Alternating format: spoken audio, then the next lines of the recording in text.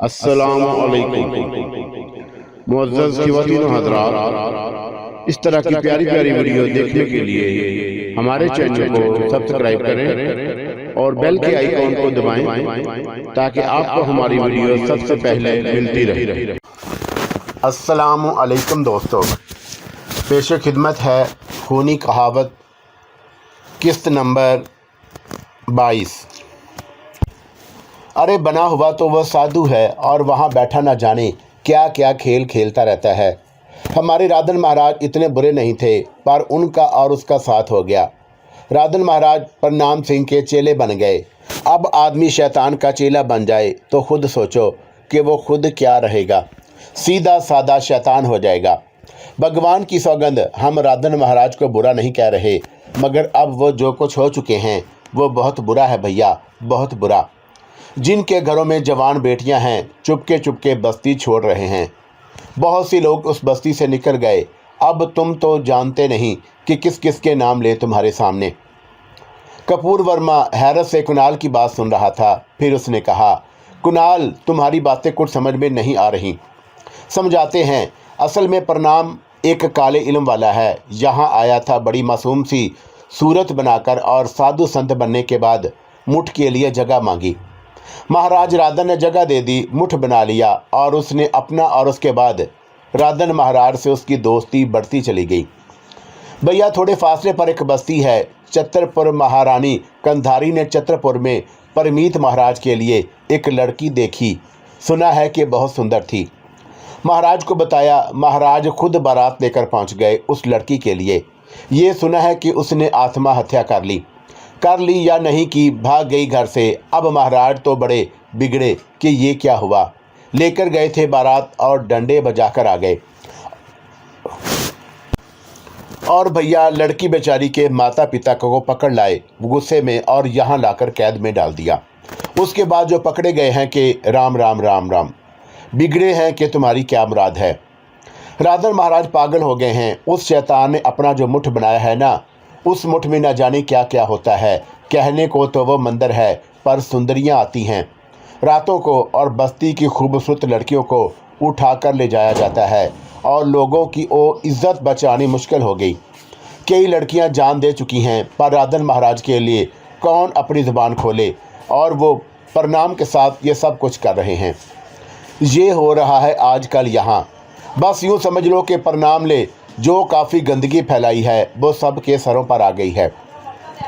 जिसके घर जवान बेटी नहीं है वो तो ज़रा सुख की नींद सो रहा है, और जिस बदनसीब के साथ ये सब कुछ लगा हुआ है वो ये सोच रहा है कि जाए तो कहाँ जाए। राधन के आदमी तो दूर दूर तक फैले हुए हैं। रानी कंधारी को ये सब कुछ नहीं मालूम।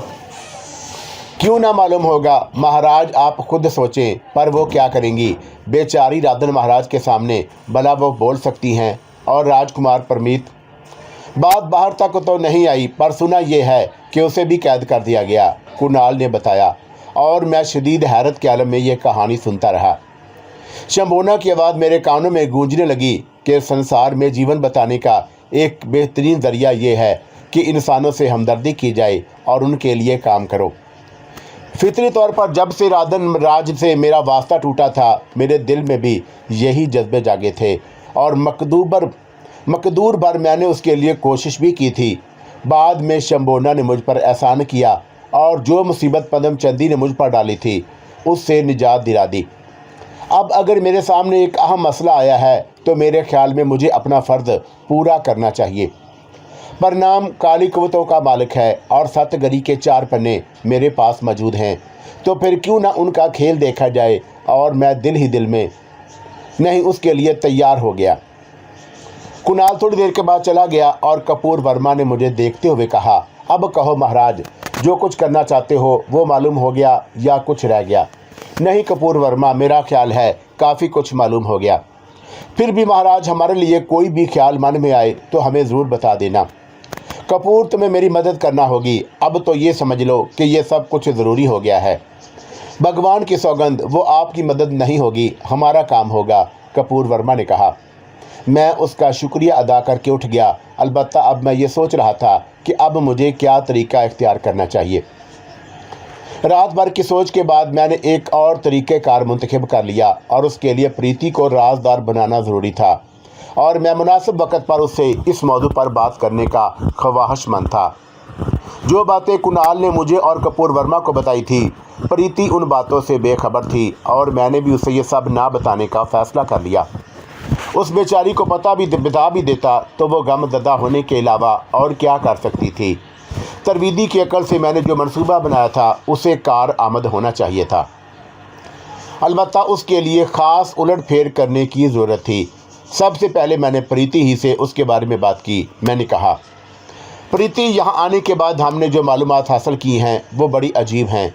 मैं तुम्हें उनके बारे में बताना चाहता हूँ। बताइए तरवीदी महाराज, प्रीति ने सादा सी निगाहों से मुझको देखकर कहा। और थोड़ी सी बातें तो हमें छतरपुर में ही मालूम हो गई थी। पता नहीं राधन कैसा इंसान था। एक ऐसे बेटे का बाप होकर जो अपनी प्रेमिका को अपने जीवन में बसाना चाहता था और उसने इतने बुरे अंदाज में सोचा कि खुद बारात लेकर छतरपुर पहुंच गया। उससे ये साबित होता है कि वह बुरा आदमी, हवस परस्त आदमी है। लेकिन अब जो पता चला है यहाँ उसके बारे में वो ये है कि वो शैतान बन चुका है और एक शैतान की सोबत में रहता है। काले इल्म का एक माहिर प्रणाम सिंह के नाम से यहाँ कहीं मुठ बनाकर रहता है। राधन महाराज प्रणाम का दोस्त है और दोनों मिलकर अपनी बस्तियों और दूर दराज की आबादियों से मासूम लड़कियों को अगवा करके लाते हैं और उन्हें बेइज्जत करते हैं। ये उन्होंने अपना शिकार बना लिया है। परमीत को भी महाराज ने कैदी बना लिया क्योंकि वह तुम्हारे वाक़े के बाद अब पिता से बागी हो गया था। ये कहानी मैंने सुनी है। प्रीति के हलक से हल्की सी चीख निकल गई। वो फटी फटी आंखों से मुझे देखती रही और फिर उसकी आंखों से आंसू बह निकले। मैं जानता था कि वह मन ही मन में सुलगने वाली लड़की है। ज़ुबान से बहुत कम बोलती है लेकिन दिल में न जाने क्या क्या दर्द बसाए हुए है। और मैंने उससे कहा, प्रीति, रोने से संसार में कोई काम नहीं बना। हर मुश्किल के हल को तलाश करने के लिए जद्दोजहद करना पड़ती है। ये सारी बातें मालूम करने के बाद मैंने मन में कुछ मंसूबे बनाए हैं और उन मंसूबों में चालाकी के साथ तुम्हारा काम करना बहुत ज़रूरी है। आंखें साफ करो, दिमाग ठंडा करो और जो कुछ मैं कह रहा हूँ उसे गौर से सुनो। मेरी बात मानना तुम्हारे लिए बेहद ज़रूरी है क्योंकि राधन से तुम्हारे माता पिता को छुड़ाना और उसके साथ साथ ही परमीत को भी बचाना हमारी जिम्मेदारी है और अक्ल ही हमें उस काम में कामयाब कर सकती है। लेकिन अगर तुमने रोने धोने का चक्कर चलाया तो ये समझ लो मैं कुछ कर पाऊंगा और ना तुम। प्रीति ने आंसू साफ कर लिए और फिर बोली, बताइए तरवीदी महाराज, मुझे क्या करना है। प्रीति, पापी को पाप से ही मारना पड़ता है। मेरे मन में एक ख्याल ये है, कपूर वर्मा को आलाकार बनाकर हम अपना काम शुरू करें। वो कैसे महाराज? मैं तुम्हें महल में पहुंचाना चाहता हूं। ये बताओ कि जीवन में कभी नाच गाने से भी दिलचस्पी रही है? गाना तो नहीं जानती महाराज, पर बचपन की एक सखी थी, उससे बाकायदा नाच सीखा था और कभी कभी मंदिर में भी नाचती थी। लोग इस नाच की बड़ी तारीफ करते थे। इसका मतलब है कि तुम्हें नाचना आता है। क्या तुम राजमहल में राधन महाराज के सामने? हाय राम, ये तो बड़ी मुश्किल काम हो जाएगा। नहीं प्रीति, ये ज़रूरी है। भगवान के मंदिर में तुम भगवान को खुश करने के लिए नाचती थी, यही बात है ना? हाँ, तो फिर समझ लो कि राधन के सामने तुम्हें अपने माता पिता को बचाने के लिए नाचना होगा। वो सहमी हुई निगाहों से मुझे देखती रही। फिर आहिस्ता आहिस्ता उसके चेहरे पर अलम के तासरात उभर आए और उसने कहा, अगर ये बात है महाराज तो मैं नाचूंगी। प्रीति, आज से तुम्हें अपना नाम भी बदलना होगा। वो क्यों महाराज? प्रीति के नाम से महाराज के सामने नहीं जाओगी तो हम भेस बदल कर वहाँ जाएंगे। हाँ, मैं तुमसे बात करने के बाद कपूर वर्मा से बात करूँगा और वो खेल तमाशे दिखाना है। हो सकता है कि राधन से उसे भी कुछ इनाम मिल जाए। मैं तुम्हें उसकी बेटी की हैसियत से राजमहल में भेजना चाहता हूँ। प्रीति गहरी सोच में डूब गई। फिर उसने कहा, जैसा आप कहेंगे हम वैसा ही करेंगे महाराज। आप उसकी बिल्कुल चिंता ना करें। अब हमने अपने आप को संभाल लिया है। मैं इत्मीनान रखूँगी प्रीति कि तुम हिम्मत से काम लोगी। हाँ महाराज, हमने अपना जीवन आपके हवाले कर दिया है और हम वादा करते हैं कि आप जो कुछ कहेंगे उससे मुंह नहीं मोड़ेंगे। प्रीति की जानब से इत्मीनान करने के बाद मैंने कपूर वर्मा की तरफ रुख किया। नट कपूर वर्मा बहुत अच्छा आदमी था और इस बात का पूरी तरह अंदाज़ा हो चुका था। मुझसे दिली अकीदत रखता था। चुनाचा जब मैंने उसे कहा कि कपूर वर्मा, अब वक्त आ गया है कि तुम्हें मेरी मदद करना होगी, और उसने सीने पर हाथ रखकर झुकते हुए कहा, महाराज, भगवान की सौगंध, हमारे जीवन की ज़रूरत भी पेश आए तो हम आप पर अपना जीवन वारेंगे। इतना प्रेम समय हो गया है आपके लिए हमारे मन में। तुम्हारा शुक्रिया कपूर वर्मा। असल में यहाँ लोगों की यही पहचान होती है, वरना कौन किसी का इतना मान रखता है। अच्छा, तो अब बात यह है कपूर वर्मा कि मैं तुम्हें प्रीति की कहानी सुना ही चुका हूँ, काफ़ी कुछ बता चुका हूँ तुम्हें उसके बारे में। हमने एक मंसूबा बनाया है, और वो मंसूबा ये है कि तुम प्रीति को लेकर राजमहल में जाओगे और उसे बना संवाकर बंजारन बनाकर ले जाना है, और वहाँ ये राधन के सामने रक्स करेगी। और उसके बारे में किनाल ने जो कुछ बताया है तुम्हारे इल्म में भी हो सकता है, वो तुम्हें इनामों कराम से भी नवाज दे। बहरहाल ये अलग बात है, और मैं जानता हूँ कि तुम माया के लालची नहीं हो, लेकिन मजबूरी है कि प्रीति को कोई भी नाम दे दो। मेरे ख्याल में अगर उसका नाम चंद्रवती रख दो तो ज़्यादा मुनासिब है। जब तुमसे पूछा जाए कि चंद्रवती कौन है तो तुम यही बताओगे इन सारे लोगों को कि वो तुम्हारी बेटी है और उसकी माँ मर चुकी है। हमें इसी तरह राधन तक पहुंचना है, और उसके साथ साथ ही हमें दूसरा भी काम करना है। वो क्या महाराज? कपूर वर्मा ने दिलचस्पी से पूछा। प्रणाम सिंह के बारे में जो कुछ सुना था उस पर भी नज़र डालनी थी। मैं उसे प्रणाम के मुठ में ले जाऊंगा और वहां उसे प्रणाम की निगाहों के सामने भी लाना है। महाराज, खतरे बढ़ जाएंगे, कपूर वर्मा ने पुरतशफ़क्र लहजे में कहा। खतरे तो मुँह लेना पड़ेंगे, ऐसे काम आसानी से नहीं होते। हमें बड़ी हिम्मत से ये काम करना है। बाकी जहाँ तक और मामलात का ताल्लुक है तो तुम उन्हें मुझ पर छोड़ दो। उसके बाद मैंने प्रीति को समझाया बुझाया और उसे बताया कि हमें किस तरह अपने काम का आगाज़ करना होगा। सो फिर पहला काम मैंने ये किया कि उस मुठ के बारे में मालूमात हासिल की। बस्ती के जिस शख्स से मैंने प्रणाम के बारे में पूछा उसने बुरा समूह बनाकर कहा कि मैं उसके मुठ का रास्ता मालूम करना चाहता हूँ, सीधे चले जाओ। बहुत से बौले जाते हैं, उसके पास रास्ते में कोई ना कोई मिल ही जाएगा। क्या बात है महाराज, प्रणाम के बारे में तो हमने ये सुना है कि बड़े महान साधु हैं। अरे भाई माफ़ करो, कोई बात नहीं है, बस सीधा रास्ता है वहाँ जाने का। उस शख्स की बातों से मुझे अंदाज़ा हुआ कि प्रणाम की शैतानियत से लोग काफ़ी हद तक वाकिफ़ हो गए हैं और शायद दर पर्दा उससे नफ़रत भी करते हैं। ये दूसरी बात है कि उसकी काली शक्ति से डरते भी होंगे। बहरहाल वहाँ का रास्ता मुझे मालूम हो गया था। मैंने मज़ीद कुछ मालूमात हासिल की और उसके बाद प्रीति को तैयार होने के लिए कहा। प्रीति मेरी हदायत के मुताबिक तैयार हो गई। एक सादा सी सफ़ेद साड़ी में वो जिस कदर हसीन और पुरवकार नज़र आ रही थी उसने मुझे भी मुतासर किया था। बहरतौर मैं उसे लेकर प्रणाम की मुठ की जानब चल पड़ा और मुठ पर पहुंच गया। एक मनहूस सी इमारत थी जिसकी सूरत ही से अंदाज़ा होता था कि गुनाहों का गढ़ है और वहाँ बहुत से चेले चाटने मौजूद थे। अतराफ़ का माहौल काफ़ी भयानक था और इमारत आबादी से काफ़ी दूर हटकर बनाई गई थी। लोग आ जा रहे थे। इमारत के अहाते में बहुत से पिंडे पुजारी मौजूद थे। शक्ल तो मंदिर की सी बना रखी थी उन्होंने, लेकिन ये गुनाहों का मंदिर था। सब ने आंखें फाड़ फाड़ कर प्रीति को देखा। हालांकि यहाँ औरतें भी नज़र आ रही थी, लेकिन ऐसी औरतें जिन्हें देखकर उनके बारे में अंदाज़ा हो जाए कि वह प्रणाम की दासियाँ हैं। लेकिन सूरत से ही फाहशाएँ नज़र आ रही थी और बहुत सी मुझे भी देखकर मुस्कुराई थी। मैंने अपने आप पर काबू पर रखा और एक पिंड से कहा, ये चंद्रवती है और मन की मुराद मांगने आई है। हमें देवताओं के बुतों के सामने पहुंचा दो। हमारी रहनुमाई कर दी गई। भयानक मंदिर में एक नया ही बुत नजर आ रहा था। ना ये काली देवता का बुत था, ना किसी और जाने पहचाने देवता का, बल्कि सही मायनों में ये शैतान का मुजस्मा था। उसके आगे बहुत से मर्द और औरतें साथ झुकाए बैठे हुए थे। मैं भी प्रीति के साथ वहीं जा बैठा। मेरा असल काम कुछ और था और थोड़ी देर तक हम वहाँ बैठे रहे। फिर प्रणाम वहाँ आया। लंबे कदो कामत का तनुमंद आदमी था। मूंछें बहुत बड़ी बड़ी, बाकी चेहरा साफ व शिफाफ। बाल जटाओं की तरह कमर तक लटके हुए थे।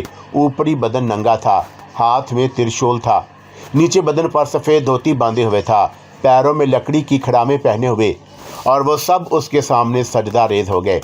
यहाँ मुझे बड़ी मुश्किल पेश आई थी, लेकिन हमारा सजदा रेज ना होना ही प्रणाम की तवज्जो का बायस बना और उसने हमें देखा। फिर उसकी निगाहें प्रीति की जानब उठी और वो देर तक उसे घूरता रहा और उसने किसी से कुछ नहीं कहा था। बस दर्शन देने आया था और हाथ सीधा किया और उसके बाद अपनी खड़ाओं से खटखट करता हुआ वापस चला गया। गोया सबको आशीर्वाद दे गया था और मैं दिल ही दिल में मुस्कुरा रहा था। जब मैं प्रीति के साथ वापस पलटा तो मैंने 2 पुजारियों को अपने पीछे आते हुए देखा और मैं समझ गया कि पुजारी हमारा पीछा करके ये मालूम करना चाहते हैं कि हम कौन हैं, कहाँ रहते हैं।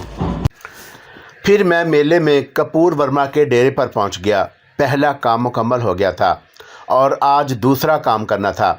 आज ही शाम को यह काम भी कर डालना था ताकि खेल के आगाज़ में देर ना हो जाए। कपूर वर्मा भी तैयार था।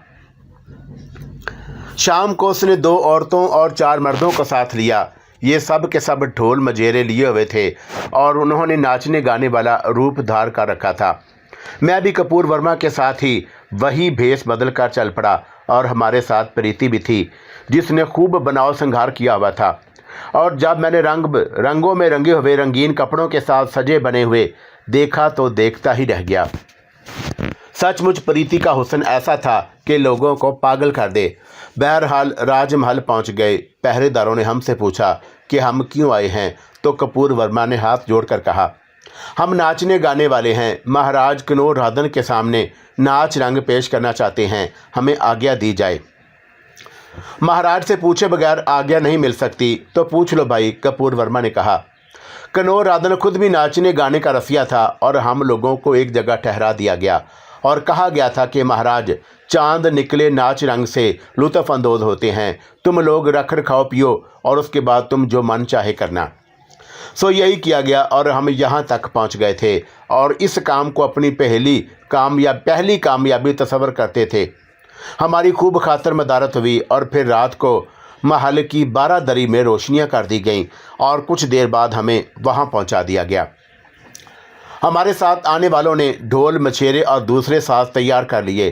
प्रीति अब भी सफ़ेद चादर में लिपटी एक दरख्त के पीछे छुपी बैठी थी और उसे जिस तरह महाराज के सामने आना था वो उसे बता दिया गया था। फिर कुछ देर के बाद कनौराधन आ गए। अच्छा खासा आदमी था, ना जाने क्यों दीवाना हो गया था। वो सिंहासन पर बैठ गए और हमारी आसपास कपूर वर्मा ने कहा, सरकार, कपूर वर्मा है मेरा नाम। नट हैं, हम लोग खेल तमाशे दिखाते हैं। बड़ी सरकार में आए हैं तो सोचा कि कुछ नाच दिखाएं और इनाम पाएं। ये नाचने वालियां हैं तुम्हारे साथ। कनौराधन ने उन 2 औरतों की तरफ इशारा किया जो जवान तो थीं लेकिन बहुत ज़्यादा हसीन शक्ल सूरत की मालिक नहीं थी। तीसरी भी है महाराज, वही नाचेगी, ये गाएंगी। ठीक है, तुम इतनी दूर से आए हो, हमने तुम्हें बुला लिया, चलो नाच रंग शुरू कर दो। चुनाचा साज बजाने शुरू हो गए और वह सब अपने काम में माहिर थे। उन्होंने एक समा बांध दिया था। आसमान पर चांद निकल आया।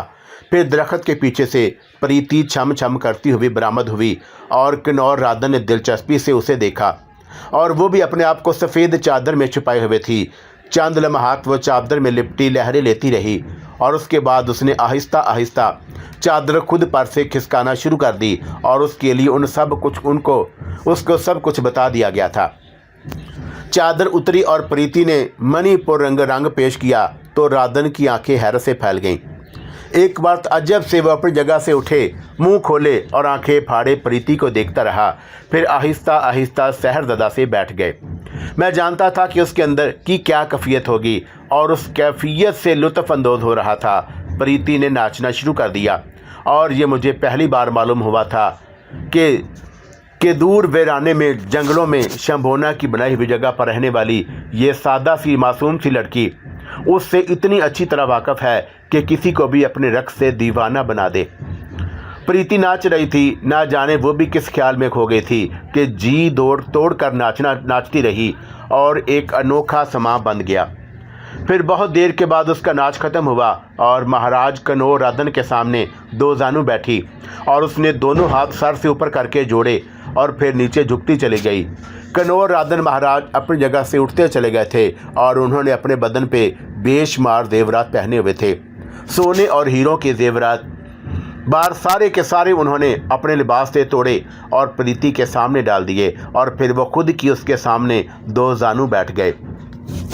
प्रीति, कहाँ चली गई थी तूने हमें पागल कर दिया, इतना दीवाना कर लिया है। महाराज की आवाज़ उभरी और बाकी लोगों ने उन्होंने नज़रअंदाज कर दिया था। जय हो महाराज की, मेरा नाम प्रीति नहीं चंद्रवती है। क्या? महाराज ने हैरत से उसकी तरफ देखा। हमारा नाम चंद्रवती है महाराज। प्रीति मुझसे झूठ क्यों बोल रही है? तेरे लिए मैं पागल हो गया हूँ। तू नहीं समझी, अगर आम आदमी होता तो जंगल जंगल खाक छानता फिरता। कहाँ नहीं तलाश किया था मैंने। मेरे आदमी कहाँ कहाँ नहीं घूमे, और तेरी तलाश में तू कहाँ चली गई थी? प्रीति बोल, कहाँ चली गई थी? महाराज, आपसे ज़रूर गलती हो रही है। हमारा नाम चंद्रवती है, हम प्रीति नहीं हैं। हैं? सच कह रही है तू? हाँ महाराज, ये प्रीति कौन है? हमारी भाग लेखा है, मगर हम कैसे मान लें? अरे देख, हमसे सच बोल दे प्रीति, कुछ नहीं बिगाड़ेंगे तेरा। और तुझे देखकर तो हम इतने खुश हुए हैं कि शायद अपनी खुशी का इजहार भी ना कर सकें। तूने जो कुछ भी कर लिया, हमें एतराज़ नहीं, पर हमसे ना छुपा अपने आप को। कोई और प्रीति हो ही नहीं सकती इस संसार में, हमें बता दे प्रीति। महाराज, आप अगर मुझे प्रीति कहना चाहते हैं तो आपकी मर्जी, मगर मैं हूँ चंद्रवती।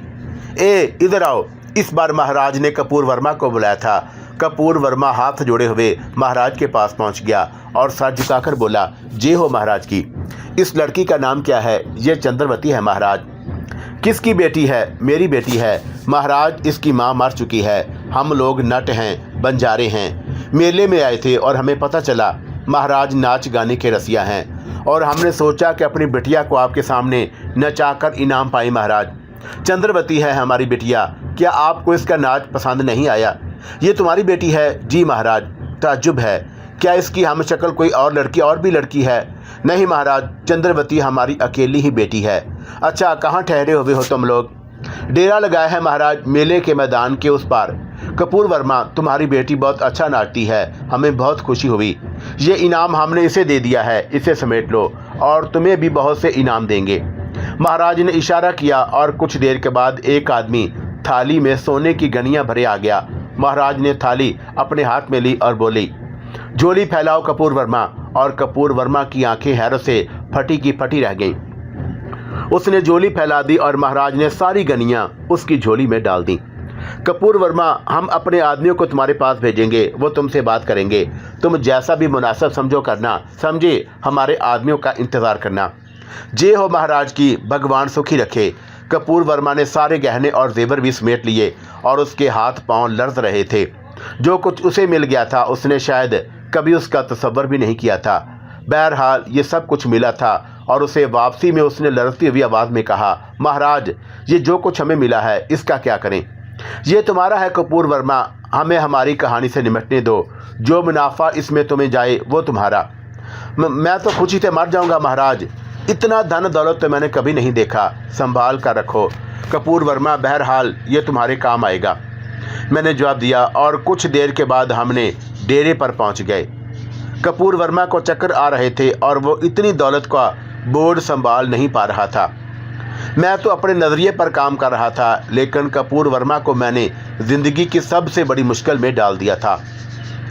दौलत ऐसी ही चीज़ होती है और इंसान को घिन चक्कर बना देने वाली, और मैंने सदियों की ज़िंदगी में बड़े बड़े खेल देखे हैं, उनका ताल्लुक दौलत से नहीं। तुम मेरी तवील दास्तान से उकताए तो नहीं। मैं सोच रहा हूँ कि तुम इस कायनात के कितने बड़े झूठे हो, तुम मज़ीद कितना झूठ बोल सकते हो। मेजर ने वाकई उकताए हुए कहा और पहली बार उसके चेहरे पर गुस्से के आसार नजर आए। मैंने अपनी ज़िंदगी की किताब तुम्हारे सामने खोल कर रख दी और तुम अभी तक मुझे खिलौना समझ रहे हो।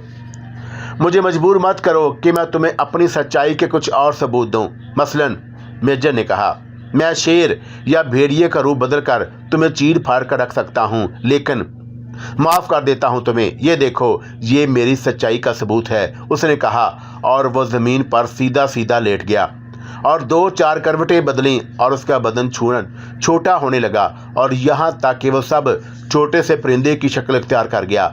और फिर परों से फड़फड़ाने की आवाज़ उभरी और परिंदा एक रोशनदान से बाहर निकल गया। अल्लाह हाफिज़ मेरे दोस्तों, अल्लाह हाफिज़।